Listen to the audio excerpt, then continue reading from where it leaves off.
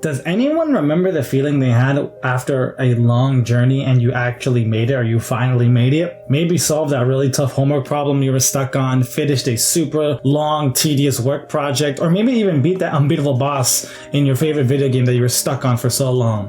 What were your immediate feelings and thoughts after completing it? What went through your mind? For me, it was a huge sign of relief, and for the most part, a huge moment of greatness that I feel after getting it done. It's undescribable how amazing that actually feels. And so Diamond ranked for me was that euphoric feeling. I achieved it in season 4 and I wanted to get there again because I knew I could get there again.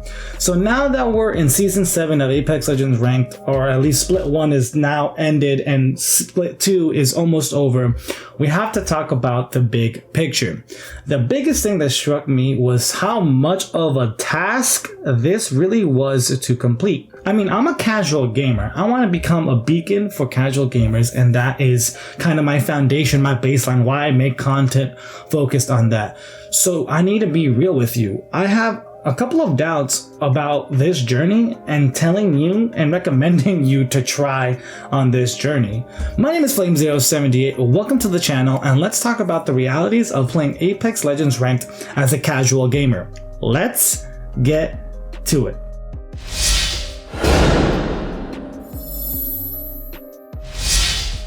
So I want to start with this screen cap of, capturing all my stats as soon as I made it to Diamond. These aren't bragging stats by any means. They're average or below average at best, so that's not really why I'm showing them. I'm showing them to show you kind of the first thing that stuck out to me and reflecting back on how I got to Diamond. And the first thing that pops into my mind is the length of the process. And, I want you to think about that real quick. I want you to think about this. Do you have the skill to match your time, or do you have the time to boost your skill? What does that even mean?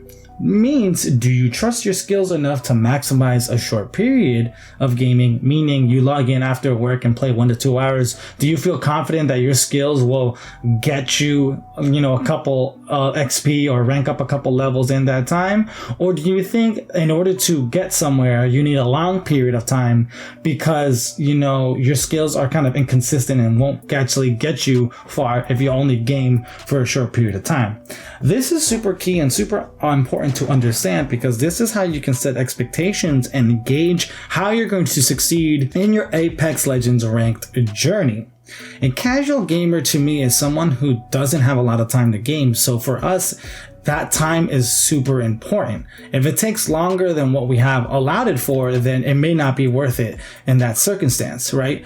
If you're playing over 20 hours in a game, you're not a casual to me. So I don't think you should leave the conversation, because you're on a different level than us casuals, right? 20 hours is a lot, right? It means you had the time devoted to make this happen.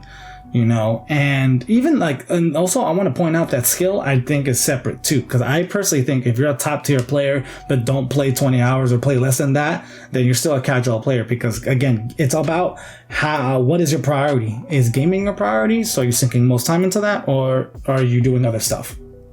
So now that we kind of got that, let's go back to me, right? With my current skill level and, talking about time, that is my biggest factor in seeing if I can get to Diamond. During this first split, I had a set of circumstances that allowed me to play more than what I would normally be afforded to play. So for a short period of time, I possibly wasn't a casual gamer because of those circumstances. And not to say that I haven't improved skill-wise. I think I have. I think my mindset about the game has improved. My gunplay has improved. But those aren't, up there to really carry me in what I would consider my normal routine. And to be honest, taking over 400 games to get to Diamond seems really unrealistic for most players to try to get there on a consistent basis, especially now in this split system.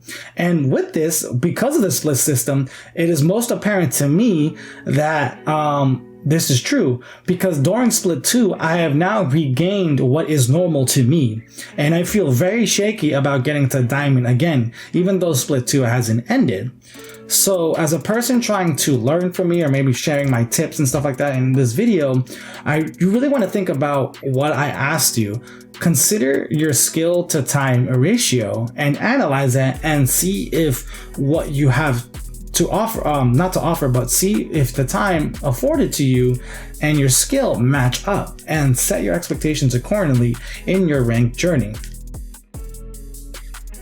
As I share my lessons, please don't be discouraged. This is about being as truthful and real as I can with you. I don't think this journey is a whiz, but sometimes you have to sidetrack in order to eventually get there.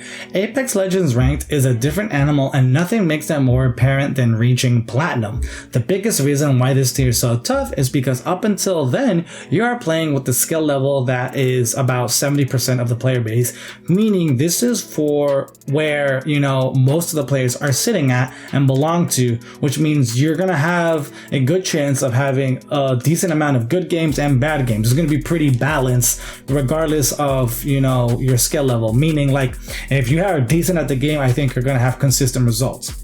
But once you get to Platinum, you jump from being at the top, at the 70% level, to the top 30%, and that change feels very real and can be very daunting if you're not really ready to shift your gameplay, to shift your mindset to think about how top 30% players actually play. This will be very different than your public games, and whether you get there by luck or carried, you're going to immediately see yourself struggle if you personally aren't ready to meet those challenges. There are very few instances that you'll be able to capitalize on because people are making silly mistakes that most average players will tend to make in your public or gold level games. Your skill in a gunfight or your ability to think about the battlefield will be super crucial in your success, and if that isn't up to par, you will struggle. I definitely struggled. It is why I made the top legends video in ranked. Ranking up is like rock climbing, and a set of mistakes can set you back to the bottom. If it seems you are struggling once you get to Platinum, maybe take a step back and work on your fundamentals in public matches. Boosting your skill level is the best way to increase your chances once you're getting into that tier. Another thing to keep in mind in my lessons that I'm sharing is the way I got to my rank. I am primarily a solo queue player, meaning I don't play with consistent teammates that I can depend on when I log in to play Apex Legends, which puts me at a severe disadvantage when I go into these games. I can't say how much of a change there would be if I played with a pre-made squad, but I know the experience is vastly different. Right? It is extremely different playing as a solo queue versus playing with your friends or a dependable squad. The power of communication, the power of trust is a big thing that will carry you on in higher tier matches. I wish they really, implement solo queue matchmaking, meaning that lobbies of 60 players will be all people who don't have buddies to play with, making it a little bit more fair. And I think they're considering it for next season, right? You're playing with the top 30% of the player base. Coordination, communication are definitely must-haves. And if you're a solo queue player with random people competing with pre-made squads, it's a different game. It's going to be a struggle. I mean, casual gamers are even worse off in this boat because depending on when you play, how big are the chances that you can actually get people to play in a consistent time frame depending on when you can play, right? I am fortunate enough that I'm able to play Apex Legends consistently on the same times roughly each time during the week, but many others don't. So scheduling can be damn near impossible. So the best thing I recommend in the solo queue situation is play with your random as much as you can, follow their lead because going rogue will definitely bite you in the butt. Use a microphone if you're comfortable enough, or at least use it to communicate really big important things. I know when I don't talk but I hear people who have microphones, I tend to follow their lead, and it helps with coordination and being able to be successful in fights. So just take that into consideration in solo queue. Think about that because that is the key to success as a solo queue player. I have been very vocal about the system of ranked and how this system sucks in general, and it's really far off and far worse for casuals. I've discussed in depth how I would change it, but until they do, you gotta work with the system in place. Ranked honestly is all about placement, period, which honestly makes for the worst kind of Apex, the worst way to play Apex in my opinion, because it all is all about the end game. In my ideal game loop, I would love for fights to be a little bit scattered, a little bit in the beginning, a little bit in the middle, and the big intense ones at the end, right? A nice bit of fighting from start to finish, and that would make the game feel so much better in a ranked experience, right?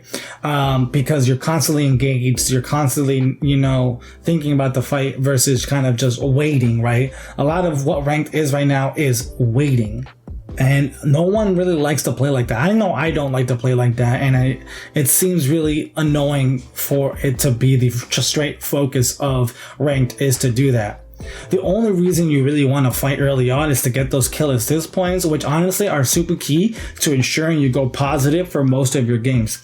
Getting at least 2 to 3 kills or assists and then play end game, meaning getting to top 5 at least, will net you some positive RP every game and get some consistency out of your experience. Figure out where the game is going to end, and setup is the best strategy. Almost all players now will be thinking that way, and trying to do it any other way, it's going to lead to a bad time.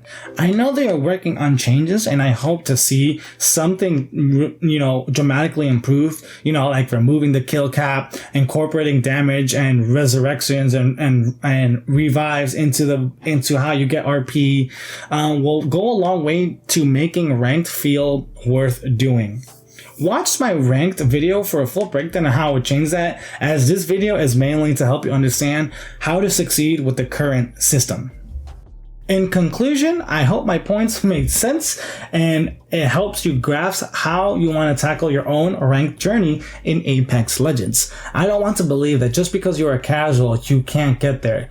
I am also not saying that casual deserves to be Apex Predator. At this point, I'm not sure if that's even possible. So if you want to see me try and prove that, I go live every Monday, Tuesday, and Thursday on Twitch, 8 p.m. Eastern Standard Time. So let's find out together what it takes for us casuals to rise up the ranks in Apex Legends.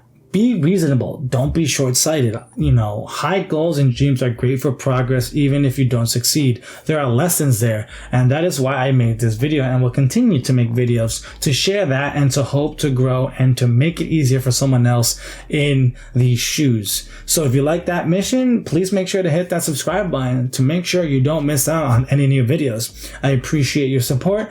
I wish you success in your goals, and I will catch you real soon. My name is Flame078. And until next time, adios!